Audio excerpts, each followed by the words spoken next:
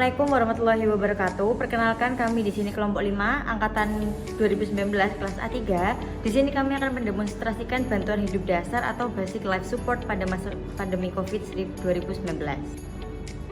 Basic life support atau bantuan hidup dasar merupakan usaha untuk menjaga jalan nafas tetap terbuka, menunjang pernafasan dan sirkulasi pada seseorang yang mengalami henti jantung.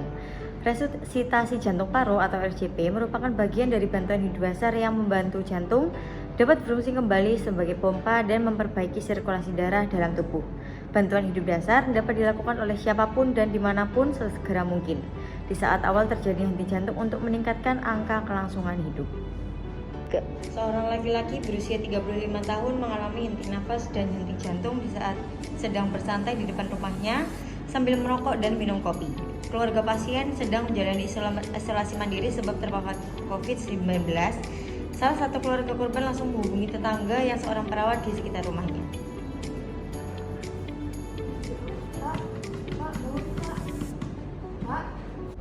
Assalamualaikum, halo Mbak Ismi. Ya Mbak Ismi, maaf ganggu pagi-pagi ini Pak. Bapak saya kok tiba-tiba nggak sadarkan diri ya Mbak ya. Tadi cuma kayak sarapan minum kopi di teras, terus tiba-tiba Bapak langsung nggak sadar gitu. Iya Mbak, ya Mbak, terima kasih Mbak. Waalaikumsalam. Halo, selamat pagi. Perkenalkan, saya perawat Mary Hidayati, yakni perawat yang bertugas di Jalan Munirjo. Saat ini dilaporkan Wanted yang berada di rumahnya, yakni Jalan Munirjo nomor 28B, ditemukan dalam keadaan kondisi henti jantung dan juga henti nafas. Pada saat ini, keluarga korban melaporkan bahwasannya pada saat pasien berada di rumahnya yang sedang isolasi COVID-19, pasien merokok dan tiba-tiba pingsan. Saat ini kondisi pasien sedang tidak sadarkan diri dan tindakan yang akan saya lakukan yakni untuk mengecek kesadaran korban, lalu untuk mengecek airway breathing circulation-nya. Baik, untuk petugas UNT-nya sendiri, estimasi waktu yang bisa kami tunggu berapa menit ya? Oh baik, untuk selanjutnya kami tunggu. Terima kasih. Wassalamualaikum warahmatullahi wabarakatuh. Setelah kita menelepon petugas emergensi, selanjutnya kita bisa menerapkan prinsip 3A. Untuk A yang pertama, yakni aman penolong. Kita pastikan terlebih dahulu bahwasanya petugas kesehatan bisa menggunakan APD level 3 yang sudah ditetapkan. Selanjutnya, setelah aman penolong, kita lanjut ke A yang kedua, ini aman lingkungan. Kita pastikan lingkungan korban aman, bebas dari api maupun beruntuhan, dan kita jauhkan korban dari kerumunan. Lalu yang ketiga, yakni aman korban. Untuk aman korban, yang pertama kita lakukan untuk mengecek kesadaran dari pasien sendiri. Untuk selanjutnya, kita bisa mengecek tingkat kesadaran dari pasien. Yang pertama, menggunakan metode AFU. Untuk A-nya yakni alert, korban bisa dikatakan sadar apabila korban masih bisa berorientasi terhadap waktu, tempat, dan juga orang. Lalu ada respon, bahwasanya korban tidak bisa atau disorientasi terhadap waktu, tempat, dan juga orang, namun pasien bisa merespon melalui suara. Lalu ada pain, korban dikatakan sadar apabila kita berikan rangsangan nyeri dan korban langsung merespon. Untuk yang U, yakni unresponsive, bahwasanya korban tidak sadarkan diri. Pada saat ini korban tidak sadarkan diri dan kita bisa mengkondisikan pasien menggunakan hospitalitas. Kemudian airway itu harus diperiksa secara cepat untuk memastikan bebas dan patennya atau tidak ada obstruksi atau hambatan jalan nafas. Kemudian jika terjadi gangguan, lakukan held tilt chin lift atau jaw thrust sebagai berikut. Letakkan tangan penolong di dahi, sebaiknya gunakan tangan yang paling dekat dengan dahi. Kemudian tengadahkan kepala pasien secara perlahan dengan mendorong dahi ke arah belakang. Letakkan ujung jari tangan yang satunya pada tulang dagu pasien. Bila masih anak-anak, letakkan jari telunjuk saja di bawah dagu. Angkat dagu bersamaan dengan menengadahkan kepala. Usahakan jangan sampai mulut pasien tertutup. Bila pasien masih anak-anak, sebaiknya jangan terlalu menengadahkan kepala dan pertahankan posisi ini. Letakkan tangan di kedua sisi kepala korban. Pegang kedua sisi rahang bawah pasien. Bila pasien masih anak-anak, gunakan 2 atau 3 jari saja dan letakkan pada sudut rahang. Lakukan gerakan mengangkat untuk mendorong ke atas rahang bawah pasien. Hal ini bertujuan untuk menarik lidah dari tenggorokan. Usahakan mulut pasien untuk tetap sedikit terbuka. Bila perlu, tarik bibir bawah dengan kedua ibu jari. Pernafasan atau breathing adalah prosedur untuk memastikan normal atau tidaknya seorang bernafas yang dapat diketahui dari beberapa kali orang tersebut bernafas dalam 1 menit. Normalnya, pada orang dewasa setiap menit melakukan pernapasan sebanyak 12 sampai 20 kali. Pada anak-anak, umumnya 20 sampai 30 kali per menit, sementara pada bayi, yaitu 30 sampai 40 kali per menit. Pernapasan ini dilakukan sampai dada mengembang. Kemudian dilakukan pemeriksaan sirkulasi atau circulation. Pasien yang diduga mengalami henti jantung harus diperiksa dahulu sebelum dilakukan kompresi jantung. Biasanya dapat dipastikan pasien yang mengalami henti jantung akan kehilangan kesadaran. Bila hal itu terjadi, segera pastikan ada tidaknya usaha bernafas. Lalu, periksa denyut jantung dengan meraba denyut arteri karotis yang terdapat pada daerah leher. Bila selama 10 menit tidak ada denyut sama sekali, maka segera lakukan kompresi dada. Pemeriksaan nadi dilakukan dengan meletakkan jari tangan yang lain untuk meraba nadi karotis. Hal yang perlu diperhatikan yaitu 1. Kedua mata penolong fokus untuk melihat ada tidaknya pergerakan dinding dada. Kedua, hitungan untuk denyut nadi karotis yaitu 1.000, 2.000, 3.000, dan seterusnya. Total waktu untuk pemeriksaan nadi dan nafas dilakukan tidak lebih dari 10 detik. 4. Membuat kesimpulan ada atau tidaknya nadi dan ada atau tidaknya nafas. Setelah dilakukan pemeriksaan nadi dan nafas, didapatkan bahwa tidak didapatkan adanya nadi dan klien tidak bernafas, maka dilakukan resusitasi jantung paru atau RJP atau cardiopulmonary resuscitation dengan langkah sebagai berikut. 1. Duduk bertumpu pada lutut di samping korban. 2. Untuk menghindari penyebaran patogen secara aerosol, maka penolong perlu memberikan masker ke korban atau klien.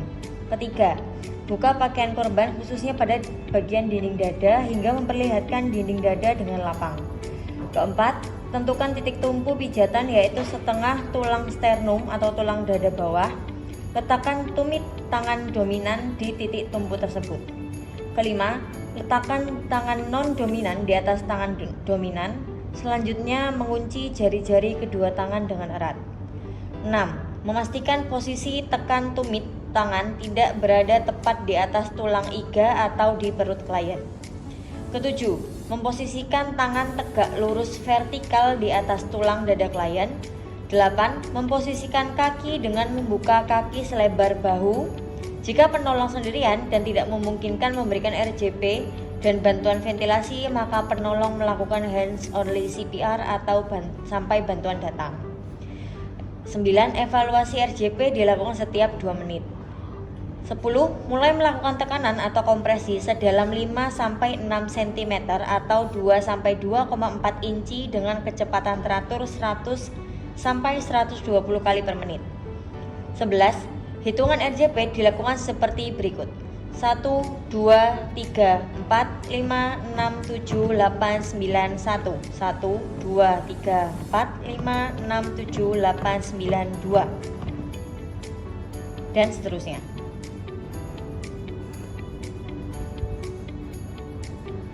Pastikan penolong memberikan high quality CPR yaitu dengan kriteria antara lain 1. Tekanan cepat atau push fast.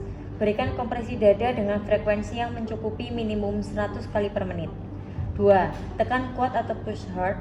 Untuk dewasa, berikan kompresi dada dengan kedalaman minimal 2 inci atau 5 cm hingga 2,4 inci atau 6 cm. Yang ketiga, full chest recoil. Berikan kesempatan agar dada mengembang kembali secara sempurna, seminimal mungkin melakukan interupsi baik frekuensi maupun durasi terhadap kompresi dada. Keempat, perbandingan kompresi dada dan ventilasi untuk satu penolong adalah 30:2, sedangkan untuk 2 penolong adalah 15:2. Cara melakukan evaluasi yakni dengan menunggu selama 2 menit.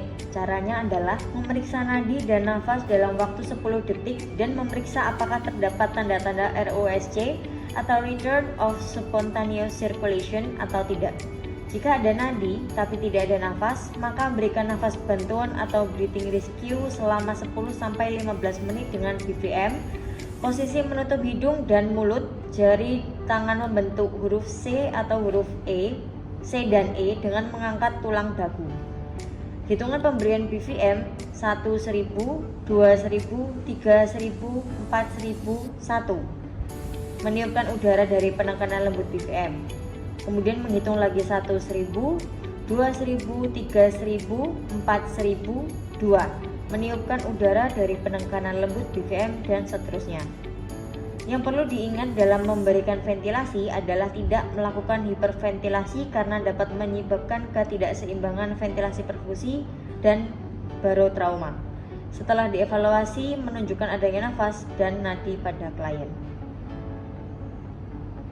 Jika sudah terdapat tanda ROSC atau Return of Spontaneous Circulation yang ditandai dengan adanya nadi dan nafas, maka berikan recovery position. Recovery position dilakukan pada pasien tidak sadarkan diri setelah pernafasannya normal dan sirkulasinya efektif. Posisi ini dibuat untuk menjaga potensi jalan nafas dan menurunkan risiko obstruksi jalan nafas dan aspirasi. Posisi korban harus stabil tanpa penekanan pada dada serta kepala yang menggantung. Posisi ini diharapkan dapat mencegah terjadinya sumbatan dan jika ada cairan, maka cairan tersebut akan mengalir melalui mulut dan tidak masuk ke dalam saluran nafas. Tindakan ini dilakukan setelah RCP. Recovery position dilakukan dengan merebahkan korban atau klien ke sisi kiri atau kanan ke arah penolong jika tidak ada trauma. Diawali dengan meletakkan tangan kanan ke atas dan tangan kiri korban klien menahan wajah. Lalu miringkan tubuh pasien ke kiri. Posisi ini berfungsi mencegah aspirasi pada pasien hingga pasien siap ditransportasi ke tempat yang lain. Kondisi penggantian BHD atau bantuan hidup dasar yaitu jika pasien meninggal, penolong kelelahan atau bantuan datang. BHD adalah salah satu tindakan gawat darurat yang memerlukan pertolongan segera untuk membebaskan jalan nafas, membantu pernafasan dan mempertahankan sirkulasi darah tanpa menggunakan alat bantu.